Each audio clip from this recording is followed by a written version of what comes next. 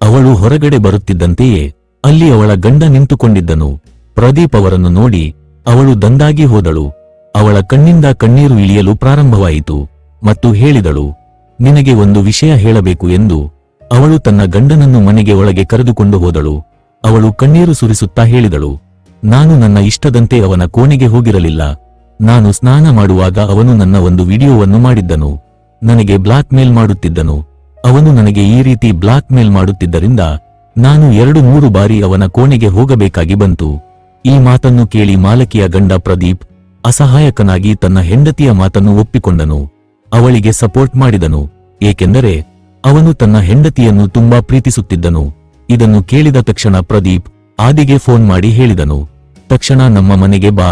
ಆದಿ ಅಲ್ಲಿಗೆ ಬಂದ ಮೇಲೆ ಪ್ರದೀಪ್ ಅವನಿಗೆ ತುಂಬಾ ಬುದ್ಧಿ ಹೇಳಿದನು. ಮಾಲಕಿಯು ಸಹ ತನ್ನ ಗಂಡನಿಗೆ ಸಪೋರ್ಟ್ ಆಗಿ ನಿಂತಳು ಮತ್ತು ಹೇಳಿದಳು, ಇವನೊಬ್ಬ ಬಡ ಹುಡುಗ, ಇವನಿಂದ ದೊಡ್ಡ ತಪ್ಪಾಗಿದೆ, ಇವನನ್ನು ಕ್ಷಮಿಸಿಬಿಡಿ ಎಂದಳು. ಇವನು ಮತ್ತೊಮ್ಮೆ ತಪ್ಪು ಮಾಡಲಾರನು. ಮತ್ತೊಂದು ಕಡೆ ಆದಿ ಯೋಚಿಸಿದನು, ಇದು ರಾತ್ರಿಯ ಸಮಯ, ನಾನು ಹೆಚ್ಚು ರಂಪಾಟ ಮಾಡುವುದು ಬೇಡ ಎಂದುಕೊಂಡು ಮಾಲೀಕರಲ್ಲಿ ರಿಕ್ವೆಸ್ಟ್ ಮಾಡಿಕೊಂಡನು, ಸಾಹೇಬ್ರೆ ನನ್ನಿಂದ ತಪ್ಪಾಗಿದೆ, ಕ್ಷಮಿಸಿ ಬಿಡಿ. ಹೀಗೆ ಹೇಳುತ್ತಿದ್ದಾಗ ಪ್ರದೀಪ್ ಮೌನಕ್ಕೆ ಶರಣಾದನು. ಅವನಿಗೆ ಏನನ್ನೂ ಹೇಳಲಿಲ್ಲ. ಎಲ್ಲರೂ ಹೋಗಿ ಮಲಗಿದರು. ಬೆಳಿಗ್ಗೆ 5 ಗಂಟೆ ಸುಮಾರಿಗೆ ಪ್ರದೀಪ್ ಅವರ ಮನೆಯ ಬಾಗಿಲಿನ ಬೆಲ್ ಶಬ್ದವಾಯಿತು. ಇಷ್ಟು ಬೆಳಿಗ್ಗೆ ಯಾರು ಬಂದರು ಎಂದು ಪ್ರದೀಪ್ ಬಾಗಿಲನ್ನು ತೆರೆದಾಗ ಅವನು ಹೌಹಾರಿದನು. ಅವನ ಮನೆಗೆ ಸುಮಾರು 6 ಪೊಲೀಸರು ಬಂದಿದ್ದರು. ಆಗ ಸಂಜೆ ಹೇಳಿದನು, ನಾವು ಯಾರೂ ಪೊಲೀಸರಿಗೆ ಫೋನ್ ಮಾಡಲಿಲ್ಲ, ಆದರೂ ನೀವೇಕೆ ನಮ್ಮ ಮನೆಗೆ ಬಂದಿದ್ದೀರಿ?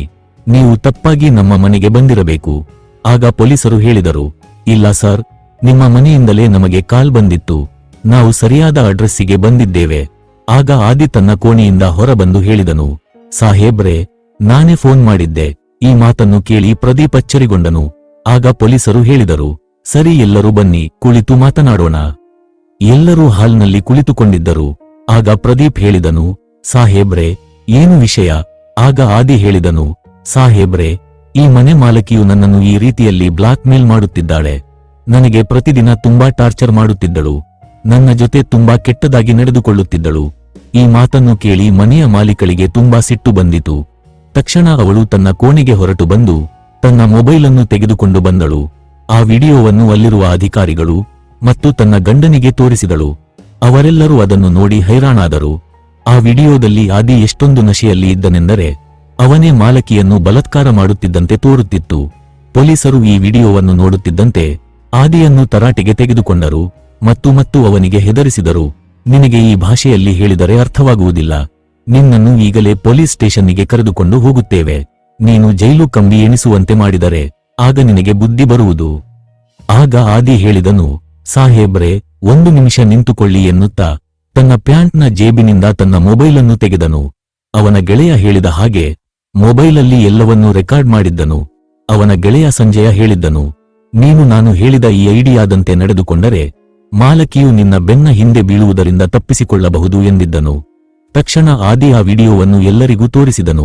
ಆ ವಿಡಿಯೋದಲ್ಲಿ ಮಾಲಕಿಯು ನನ್ನೊಂದಿಗೆ ಈ ರೀತಿ ಕೆಲಸ ಮಾಡಲು ಒತ್ತಾಯಪಡಿಸಿದ್ದಾಳೆ ಮತ್ತು ಆ ವಿಡಿಯೋದಲ್ಲಿ ಆದಿ ಹೇಳುತ್ತಿದ್ದ, ಮಾಲಕಿ ಅವರೇ ನನ್ನಿಂದ ಈ ರೀತಿ ಮಾಡಲು ಸಾಧ್ಯವಿಲ್ಲ, ನಾನು ಈ ರೀತಿ ಮಾಡುವುದಿಲ್ಲ.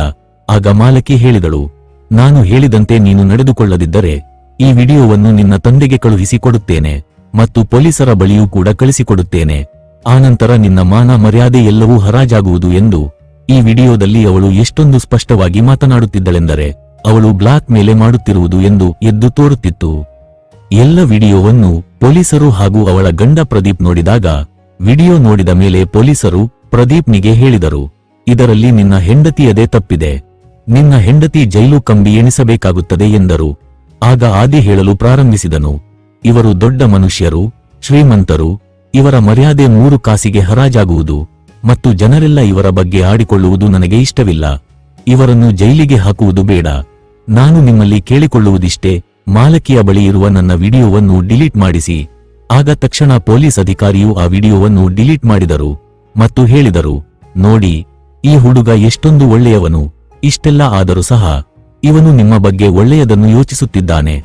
ಆದರೆ ಪಕ್ಕದಲ್ಲೇ ಕುಳಿತುಕೊಂಡಿದ್ದ ಪ್ರದೀಪ್ ತಕ್ಷಣವೇ ಹೇಳಿದನು, ಸಾಹೇಬ್ರೆ, ನನ್ನ ಹೆಂಡತಿ ನನ್ನ ಅನುಪಸ್ಥಿತಿಯಲ್ಲಿ ನನ್ನ ಬೆನ್ನ ಹಿಂದೆ ಈ ರೀತಿ ಕೆಟ್ಟ ಕೆಲಸವನ್ನು ಮಾಡುತ್ತಿದ್ದಳು.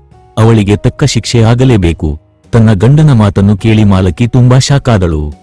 ಇಷ್ಟು ಹೇಳಿದ್ದೆ ತಡ, ಪೊಲೀಸರು ಮಾಲಕಿಯನ್ನು ಅರೆಸ್ಟ್ ಮಾಡಿದರು. ಅವಳು ಕಂಬಿ ಎಣಿಸುವಂತೆ ಮಾಡಿದರು. ಅಲ್ಲಿ ಅವಳಿಗೆ ಯಾವ ಶಿಕ್ಷೆಯಾಗುತ್ತೋ ಅದು ಕೋರ್ಟ್ ನಿರ್ಧಾರ ಮಾಡುತ್ತದೆ. ಈಗ ಕೋರ್ಟ್ ಅವಳಿಗೆ ಯಾವುದೇ ಶಿಕ್ಷೆ ನೀಡಿದರೂ ಸಹ ನಮಗೆ ತೊಂದರೆ ಇಲ್ಲ. ಕೋರ್ಟ್ ಮೇಲೆ ಭರವಸೆ ಇದೆ. ಆ ಶಿಕ್ಷೆ ಅವಳು ಅನುಭವಿಸಲೇಬೇಕು. ಹಾಗೆ ಆ ಮಾಲಕಿ ಶಿಕ್ಷೆಯನ್ನು ಸಹ ಅನುಭವಿಸಿದಳು. ಅದೇ ರೀತಿಯಾಗಿ ಆದಿ ಇದರಿಂದ ಒಂದು ಒಳ್ಳೆಯ ಪಾಠವನ್ನು ಕಲಿತನು. ಹಾಗೂ ಜನಗಳು ಹೇಗೆಲ್ಲ ಮೋಸ ಮಾಡುತ್ತಾರೆ ಎಂದು ತಿಳಿದುಕೊಂಡನು. ನಂತರ ಅವನು ತನ್ನ ಓದಿನ ಕಡೆಗೆ ಹೆಚ್ಚು ಗಮನ ಹರಿಸಿದನು. ಹಾಗೂ ಆತ ಚೆನ್ನಾಗಿ ಓದಿ ಒಳ್ಳೆ ಒಂದು ಕೆಲಸಕ್ಕೆ ಸೇರಿಕೊಂಡನು.